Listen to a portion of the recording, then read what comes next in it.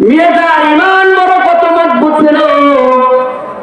এই কথা বলার সঙ্গে সঙ্গে যখন জমিদার যখন আস্তে আস্তে নবীজির দরবারে রওনা হলেন, রাস্তার ভিতরে বুড়াইটা ওই জমিদারকে দেখা মুস্কি মুস্কি যখন হাসে আর ডাকতে মনে মনে বলে, তামাম দুনিয়া সমস্ত মানুষের কথা মিথ্যা হইতে পারে, নশ্বর হইতে পারে, কিন্তু বিশ্ব নবী দয়ার নবীর কথা কখনো মিথ্যা হইতে পারে না।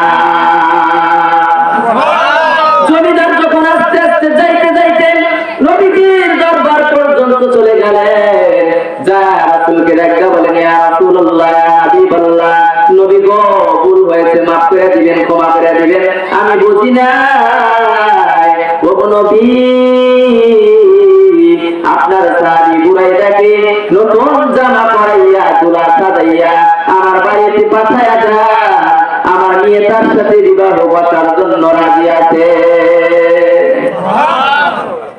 এই কথা বলার সঙ্গে সঙ্গে বিশ্বনবী ডাক দিয়া বলে, এই সাহাবীদেরকে, ও সাহাবীরা তোমরা তো ভালো করে জানো আমার সাহাবী বুরাইদা আমার পিছনে পিছনে মক্কা থেকে বাড়ি ঘর বংশ সবকিছু টাকা পয়সা সব ছেড়ে আমার ভালোবাসায় মদিনায় চলে আসছে।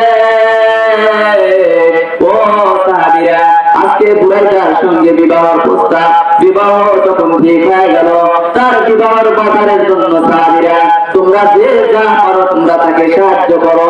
সাহাবীরা একজন একজন করে দিতে দিতে দিতে দিতে দেখা গেল বুরাইদার বিবাহের বাজারের জন্য 1 বস্তা টাকা গেল। নবীজি ডাকতে বলে, বুরাইদা, ও বুরাইদা শোনো, এই মদিনার উল্লেখযোগ্য জমিদারের মেয়ের সাথে তোমার বিবাহ হবে, এই মদিনার সবচেয়ে সুন্দরীর সাথে তোমার বিবাহ হবে।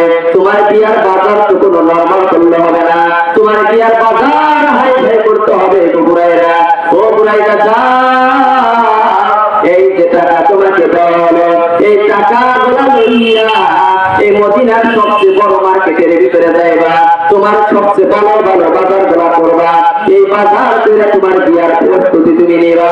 মুসলমান ভাইরা আমার লক্ষ্য করে শুনবেন, বুরাইদা যখন টাকার বস্তা নিয়ে যখন মদিনার সবচেয়ে মূল্যবান শহরের ভিতরে চলে গেলেন, বিবাহ বাজার করার জন্য যখন চলে গেলেন, গো বাবা বাজার করবে, সুন্দর সুন্দর কাপড় চোপড় যখন কিনেছে গো, সুন্দর সুন্দর কাপড় চোপড় কেনার পরে ওই মদিনার ভিতরে একজনকে যেন মদিনার গলিতে গলিতে করে আর ডাকতে বলে, আল জিহাদ, আল জিহাদ, আল জিহাদ। বুরাইদা মুরব্বীকে ডাকতে বলে, ও মুরব্বী শোনেন, আপনি কি বলেন মদিনার গলিতে গলিতে আল জিহাদ কি, আল জিহাদ কি?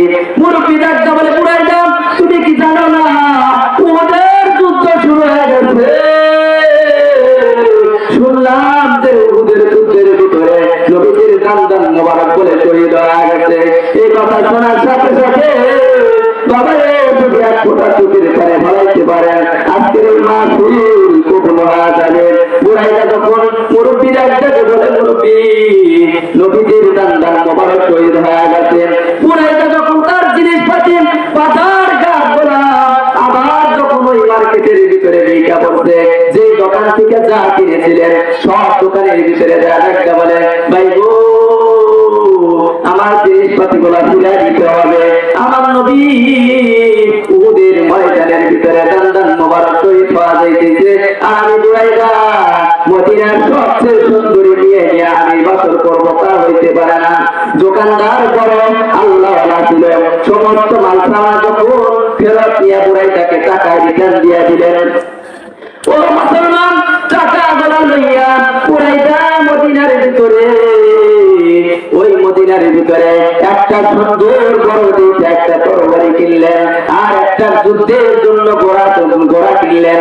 ঘোড়া কেনার পর ওই বুরাইদা আস্তে আস্তে যখন ঘোড়ার ভিতরে চড়ে যখন উহুদের যুদ্ধের ময়দানে ঢুকে গেলেন, যুদ্ধের ময়দানের ভিতরে ঢুকে যখন সমস্ত কাফিরদেরকে যখন তরবারি দিয়া যখন আঘাত করতে করতে তাদেরকে যখন দুনিয়া থেকে যখন সরাইয়া দিয়া দিতেছে গো ভাই, মানে ঘরে যখন উহুদের যুদ্ধ যখন শেষ হয়ে গেল, মুসলমানদের বিজয় হয়ে গেল।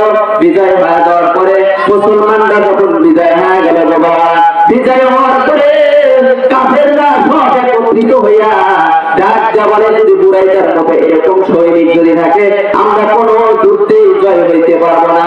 এই জন্য সবাই একত্রিত হইয়া, আমরা তো যুদ্ধে হেরে গেছি কিন্তু একত্রিত হইয়া বুরাইদাকে শেষ করে দাও।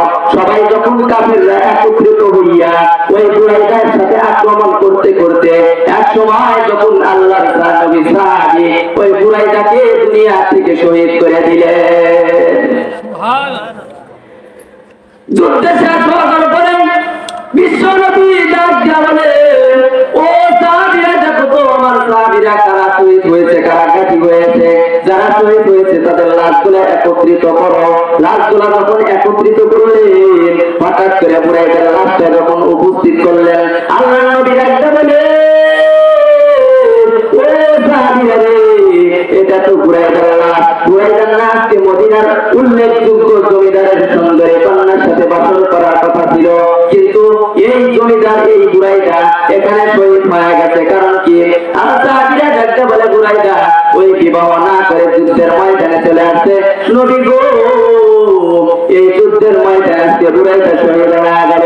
নবী ডাকতে বলে, সাহাবীরা রে, বুরাইদার লাশটাকে দৌত করো, আমি নিজে তার জানাজার করব। নবীজি যখন জানাজার করলেন, জানাজার করার পরে যখন বুরাইদাকে দাফন করবে, এমন সময় যখন তাকে নিয়ে যাবে, হঠাৎ করে দেখে নবীজি উকি দিয়া হাতে উকি দিয়া বলেন তো পাওয়াটা ভালো করে ফালায় না, উকি দিয়া হাতে।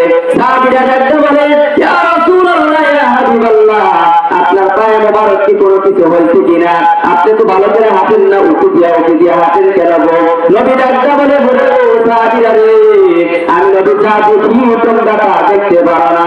ও সাহাবীরা, আজকে এই বুরাইদা এই জানাজার ভিতরে আল্লাহ পাক রব্বুল আলামিন আসমান থেকে এত পরিমাণ ফেরেশতারা এই বুরাইদার জানাজার করার জন্য আসবে, আমি নবী পা ফালানোর মতো কোনো জায়গা খুঁজে পাই না।